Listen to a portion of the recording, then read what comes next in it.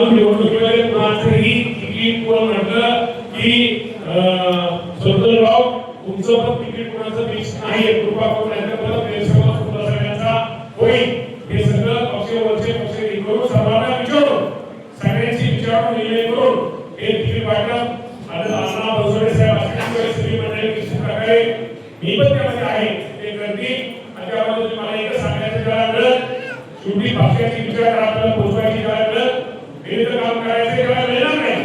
ते नाराज न होता एक पक्षाचा आदेश कुठेतरी फुले शाहू आंबेडकरांचे विचारधारा असल्यास पक्ष हा पक्षाचा आदेश म्हणून नेत्यांसाठी आपल्या सगळ्यांसाठी आपण हा आदेश मानून निश्चित प्रकारे आपण सर्वांनी त्या विचारधारेवर चालून राष्ट्रवादी पक्षाचे जे उमेदवार असतील ते घड्याळ चिन्हावरती उभा असतील या सर्वांना कसं आपल्या भागातून जास्त मतदान होईल यासाठी प्रयत्न आपण सगळ्यांनी करा. शेवटी या गोष्टी आहेत.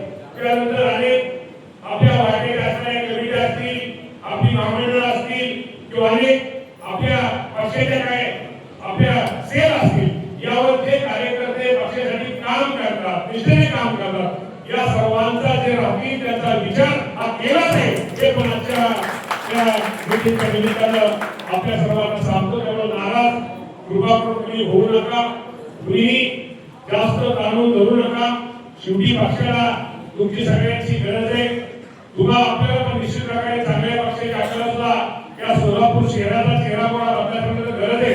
आणि आपल्याला मी तुम्हाला हे पण सांगतो शेवटी आपण सगळे युतीमधनं अजितदादा पवारसाहेब राज्याचे उपमुख्यमंत्री आहेत, देवेंद्र फडणवीस साहेब असतील, एकनाथ शिंदे साहेब असतील, जरी आपली युती असली तरी पक्ष जरी आज आपण वेगवेगळ्या चिन्हावरील लढत असतो, सोबत लढत असतो, वरच्या कुठल्याही नेत्यावरती आपण कृपा करून कुणीही टीका टिप्पणी अजिबात आपत्ती करायची नाही हे पण आजच्या कार्यक्रमाच्या मीटिंगच्या निमित्तानं आपल्या सर्वांना सांगतो.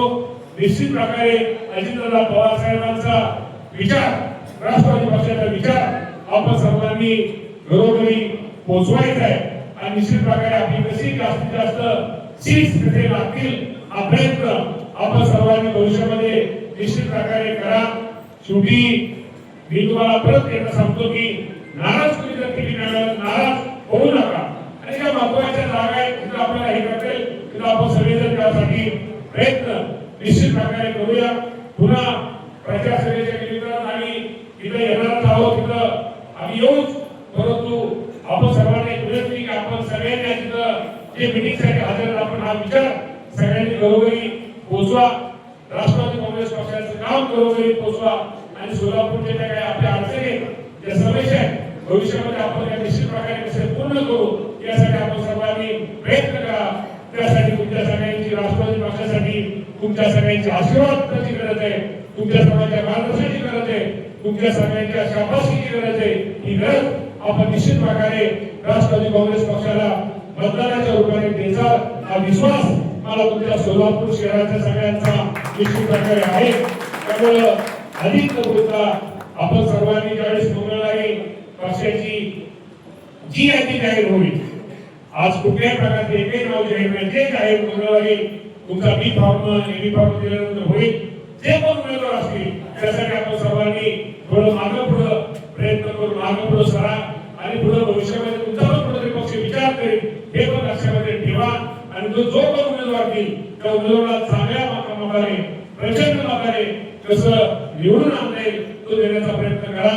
वेळेस तुम्ही इंदापूरचे जावई आहात, तुमच्या सासरवाडीची माणसं ही मामाच्या खूप जवळची आहेत, तुम्हाला सगळ्यांना माहित आहे. त्यामुळे काही काळजी करू नका. शेवटी आज जावयाला आज आमच्या ज्येष्ठ जावयांना सगळं प्रवेश दिला आहे त्याबद्दल आमच्या अध्यक्ष कार्याध्यक्ष तुमच्या पण सगळ्यांचं आभार मानतो. तुमचं बरं इंदापूरवर थोडं सगळ्यांचं लक्ष आहे. शेवटी मी तुम्हाला एवढं सांगतो की निवडणूक आहे ताण बिन अजिबात घेऊ नका. आनंदात द्या आणि लोकांना आनंदात बघू नका आणि लय टेन्शन आनंदात बघू नका. शेवटी हे जीवन खूप सुंदर आहे. या सुंदर जीवनामध्ये लोकांना हातून बघू नका, टेन्शन मुक्त करा आणि चांगल्या प्रकारचं मतदान राष्ट्रवादी पक्षाला कसं होईल यासाठी आपण सर्वांनी प्रयत्न करा.